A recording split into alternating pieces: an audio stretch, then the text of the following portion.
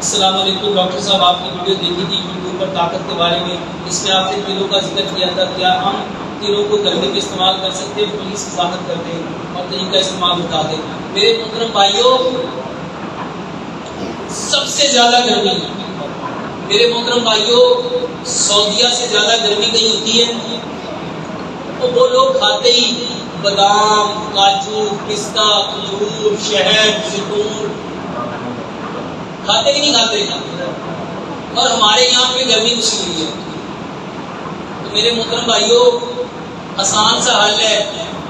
پانی لو، اس میں 4-5 بادام ڈالو، 1-2 کھجور ڈالو، آدھی چمچ سفید تل ڈالو، آدھی چمچ خشخاش ڈالو اور آدھی چمچ چاروں مغز ڈالو. اس کو رات کو بھگو کے رکھ دو، صبح گرائنڈ کر کے پیو. بہترین علاج ہے.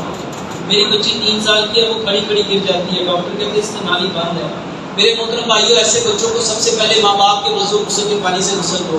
یہ بہترین علاج ہے. ڈاکٹر صاحب کیا بچوں کی پیدائش میں وقفہ ضروری ہے؟ کوئی وقفہ ضروری نہیں ہے.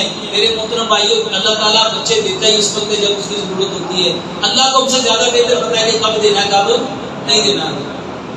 موروں کے درد کا علاج بتا دیں. لمبا سجدہ کرو، قبض بہت زیادہ ہوتی ہے.